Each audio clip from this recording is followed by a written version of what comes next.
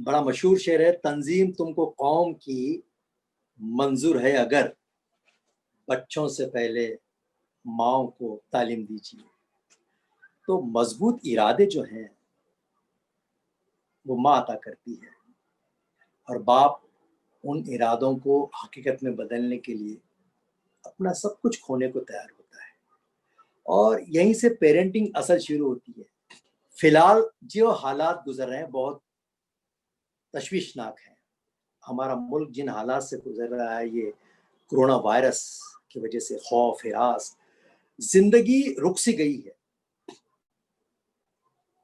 क्या जिंदगी रुकती है? जिंदगी नाम है हरकत का, रुक ही नहीं सकती। ये जिंदगी तो गारे और पानी से बनी हुई, मिट्टी से बनी हुई है, और ये पानी जो है कभी नहीं रुकता। वो रुकावट कितनी भी हो अपना रास्ता निकाल लेता है। तो हमें उम्मीद है कि इंसानी जिंदगी भी इस महामारी का मुकाबला करेगी। अक्सर एक कहावत मशहूर है, हम सब एक कश्ती के सवार हैं, लेकिन माफ करना, इस मौके पर हम एक कश्ती के सवार नहीं है। ये जो जिंदगी रुक सी गई है, जो माहौल पैदा हुआ है, इससे पहले भी महामारी दुनिया में बहुत कुछ आ चुकी हैं, लेकिन ये जो आई है, हम एक कश्ती के सवार नहीं कह सकते हम अपने आप को। हर एक का बोझ अलग अलग है, कोई किसी का बोझ नहीं उठाता। अ, अ, गली मोहल्लों में रहने वाले, चालों में रहने वाले, उनके मसाइल अलग हैं। फ्लैट में रहने वाले और जिनके पास पूंजी बहुत सारी जमा है, उनके मसाइल अलग हैं। सबके मसाइल अलग हैं। जो ज़ईफ है, पेरेंट हैं, जिनके बच्चे बाहर हैं, अजीब अजीब अजीब एक फ्रस्ट्रेशन आ चुका है। बहरहाल इसका मुकाबला तो होगा, नाउम्मीद नहीं होना है। हालात इंसान को बनाने के लिए आते हैं, याद रखिए। ये वक्त भी गुजर जाएगा इंशाअल्लाह, और वो दिन आएगा। जो रिपोर्ट आ रही है इसमें खासकर मोस्टली लोग डर और खौफ से मर रहे हैं। देखिए, ईमान वाला डरना नहीं चाहिए। मौत बरहक है, सबको आने वाली है, इसे किसी को छुटकारा नहीं है। मौत तो अल्लाह से मुलाकात है, हमने जहन में रखा ही नहीं है। जवाबदेही का एहसास जब होता है तो ज़िंदगी के मायने मिल जाते हैं, ज़िंदगी जीने का मकसद मिल जाता है। और हालात, ये सियासी हों, समाजी हों या कुदरती हों, हालात एक जैसे कभी नहीं रहे हैं। मसाइल को लेकर हम दूसरों पर इल्ज़ामात डरते हैं, हालात ऐसे क्या करें, हालात वैसे क्या करें। और मादा परस्ती में हम कामयाबी समझ रहे हैं पैसे कमाने को, वो तो ज़रूरत है, वो ज़िंदगी का मकसद नहीं हो सकता साहब।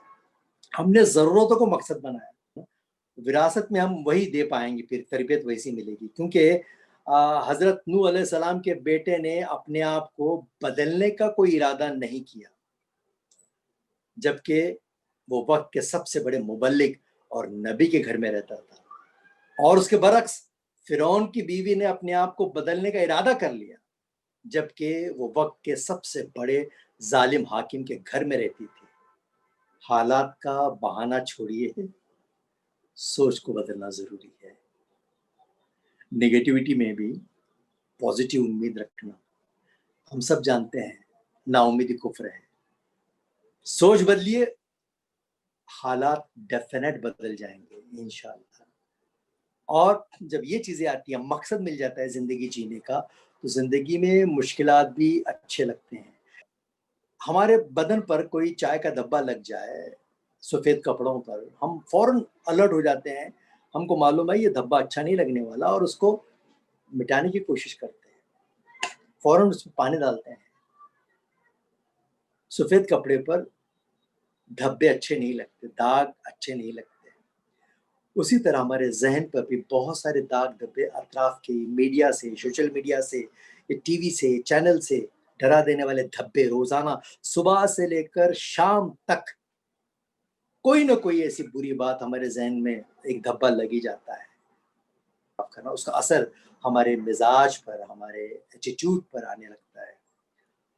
तो उन धब्बों को मुहासबा करना, रोज़ धोना, साफ़ करना, जिस तरह से 5 वक़्त की नमाज़ रूहानी क़ल्ब और हर तरह के दिल दिमाग को साफ़ करने के लिए उसके लिए वज़ू करते हैं।